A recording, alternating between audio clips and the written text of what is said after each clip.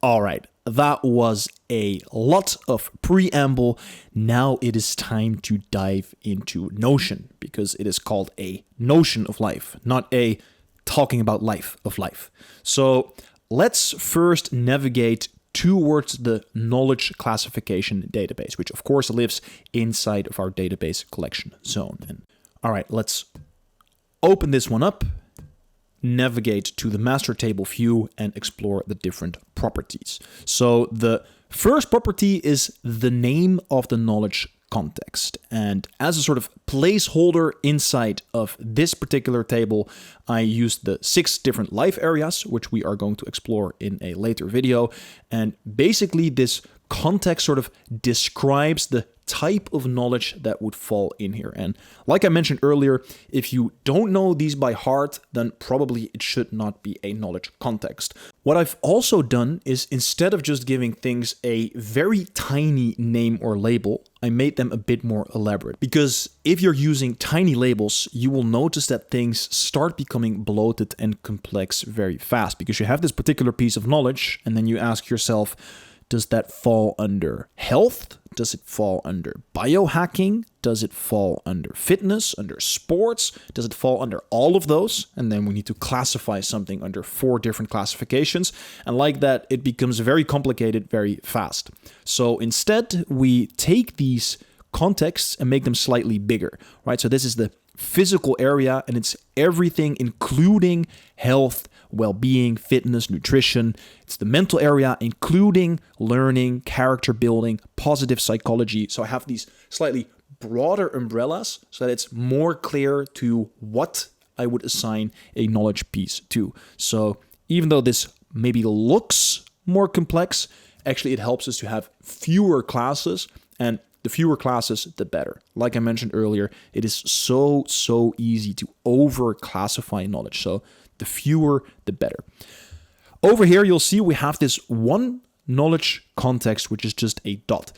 This one we use for actually doing the classification during our daily review. I will show you later how that works, but it has a very particular purpose. So that's why we have that one over there.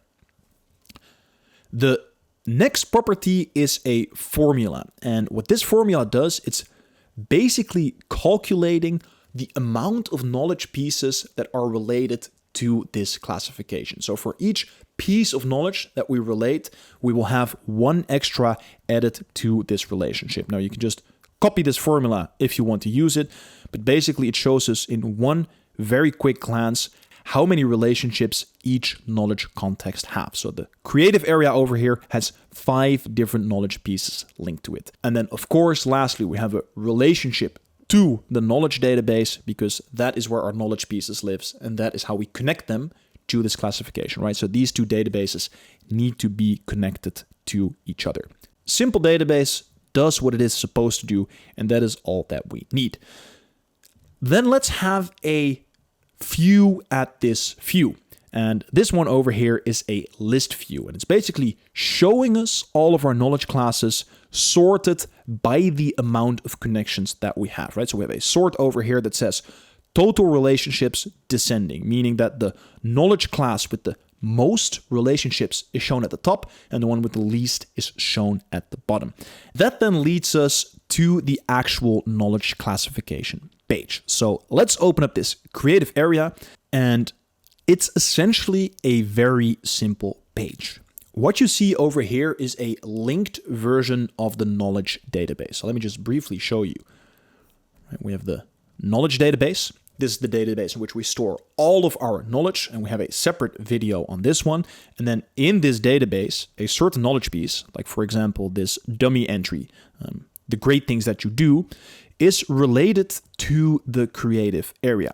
So then inside this creative area page, what we've done is we've taken a linked version of this knowledge database. And then inside of this linked version, we say we only want to see knowledge pieces that are related to this creative area, right? So over here, the great things that you do are related to the creative area. So that would then also mean that inside of this view, we should be able to see the great things that you do. It is inside of there.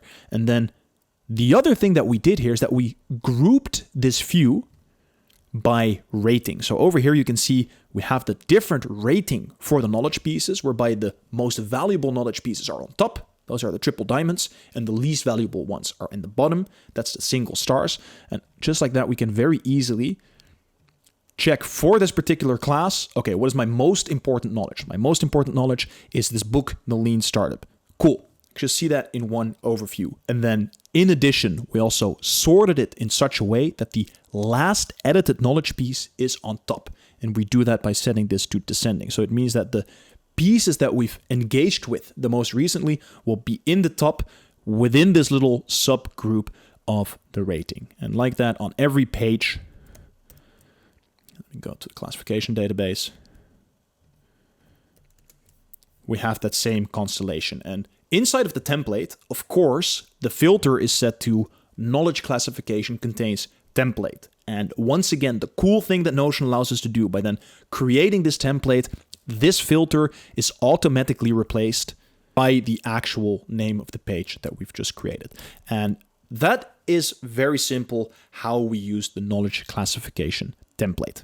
All right, 2 more things before we end this video. The first one is that you can find this knowledge classification view inside of the knowledge zone. So over here we have all our knowledge pieces that are on keep exploring, on to explore, but we also have our knowledge classes. So from this particular zone, we can always enter all of these knowledge views. Then the last thing to explore is how to actually categorize our knowledge. And we do this inside of our daily review. So I'm just going to open up a new daily review over here. I'm going to call that one June 18. And then we scroll to the bottom to this empty inbox section, which is part of the shutdown routine in which we empty our inboxes. And then over here, we have our knowledge inbox. And inside this knowledge inbox, we have 2 different knowledge pieces. One is an interesting book that I captured today, and one is a set of meeting notes that I made today. Now, when we classify this knowledge, the ideal thing to do, like mentioned earlier, is connecting it to a project. So these meeting notes, for example, they are connected to this project of a Notion of life, sales, and marketing. And the moment that I make this relationship between the knowledge piece and the project, boom, it disappears out of the knowledge inbox.